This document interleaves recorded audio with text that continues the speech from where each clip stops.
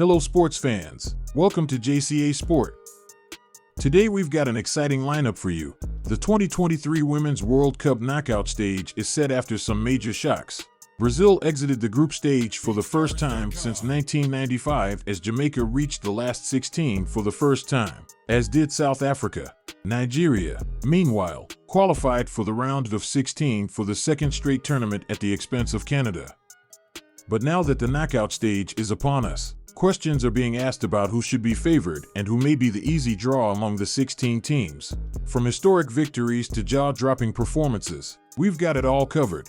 So, let's dive right in and take a look at the definitive ranking of the remaining 16 teams at the World Cup. Number 16, Jamaica. All the credit in the world goes to Jamaica for grinding out a 0-0 draw with Brazil to advance. Everyone reveled in the achievement, and even coach Lauren Donaldson got swept up in the emotions. It's true that Jamaica hasn't conceded a goal yet, but the Reggae Girls were fortunate to walk away with draws against France and Brazil. They conceded 17 shots on target and around 4.0 expected goals (XG) in 3 games. To top it off, goalkeeper Rebecca Spencer is currently saving 2.4 goals above expected.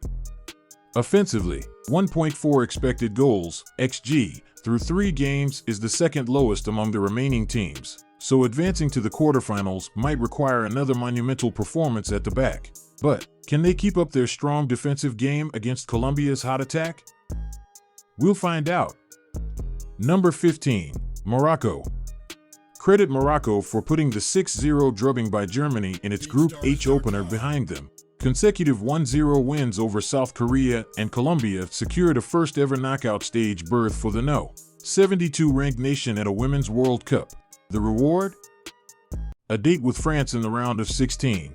Morocco enters the game with only 16 shots, by far the lowest among the last 16 participants. Only the Philippines, 11, and Vietnam, 10, generated fewer.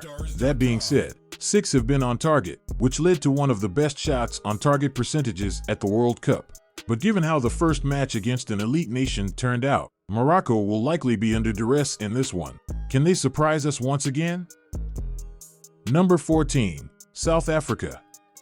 If there's one guarantee, it's that South Africa versus the Netherlands will be entertaining. Banyana have been very proactive in their games to the tune of 35 shots and 4.3 XG, putting them 12th in both categories. Defensively, though, there's been a payoff for that attacking prowess. No other country has allowed higher quality chances than South Africa, 5.9 XG, which could be their downfall.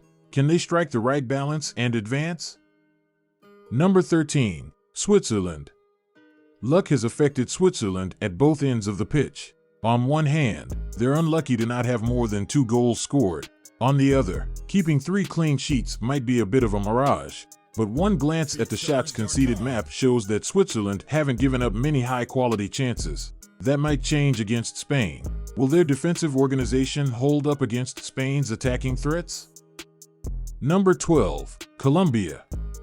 It's amazing that Colombia won Group H and qualified for the round of 16 with relative ease.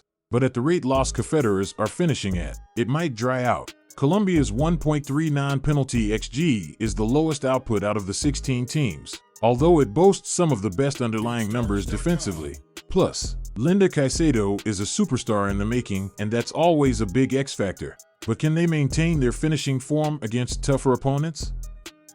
We'll keep an eye on the rising star Linda Caicedo and see if she can make a difference. Number 11, Nigeria.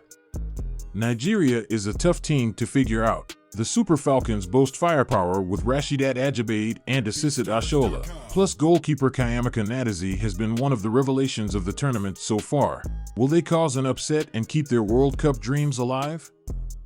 Number 10, Denmark. Moving on to number 10, it's Denmark.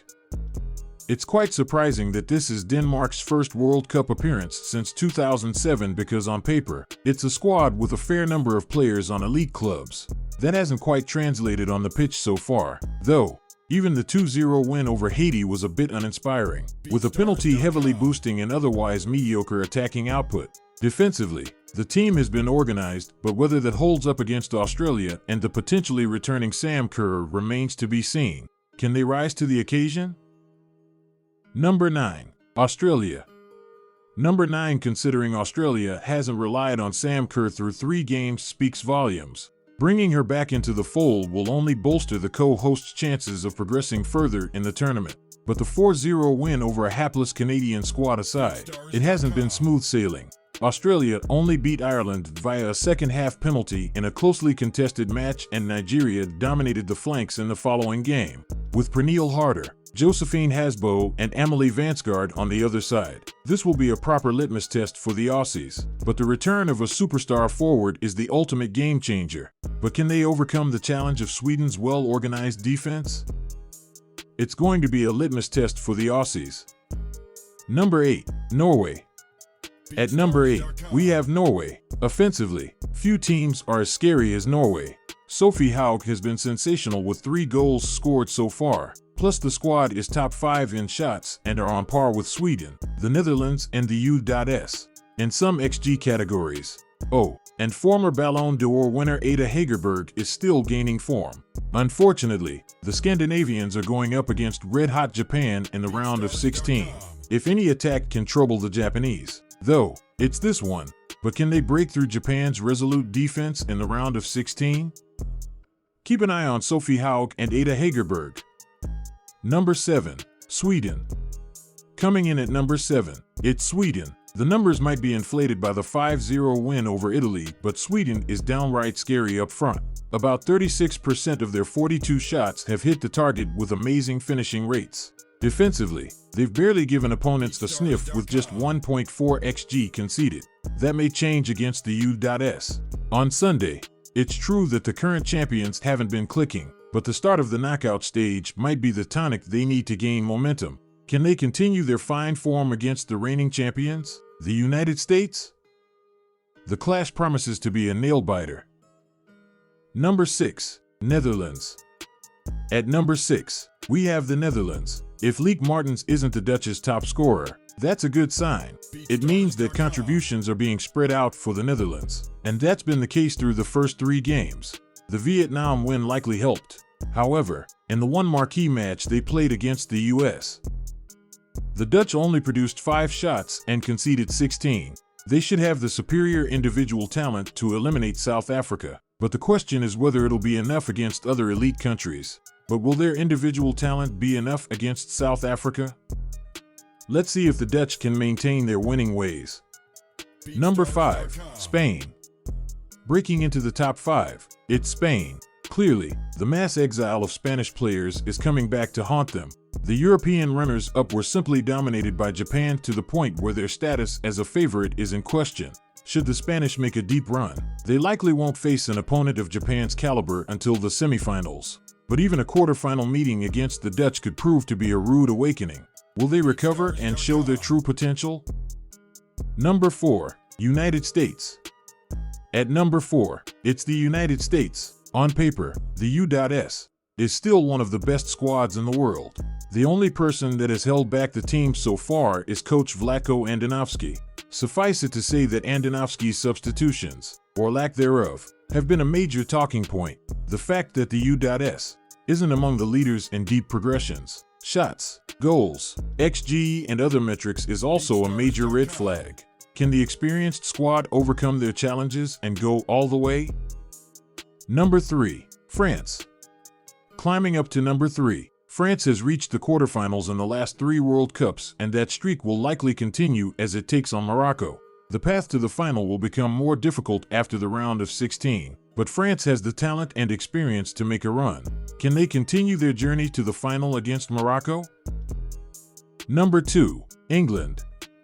At number 2, we have England. It feels strange to slot in England at no. 2 because the European champions are facing one major concern: the status of midfielder Keira Walsh. Walsh avoided an ACL injury in the win over Denmark, but there's still no indication that she'll play any future role at the World Cup.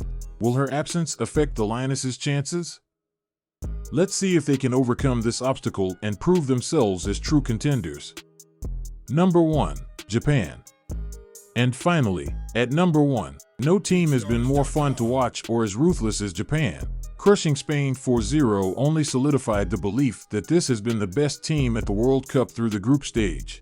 The last time Japan didn't concede a goal in the group stage was 2015 when they reached the final before losing to the U.S. It appears that another run could be in the works. Can they make it to the final and potentially lift the World Cup once more? That's it for today's episode. Thanks for joining us at JCA Sport. Don't forget to like, subscribe, and hit that notification bell to stay updated with all the thrilling World Cup action. Which team do you think will take home the trophy? Let us know in the comments below. Until next time, keep cheering and loving the beautiful game. Goodbye.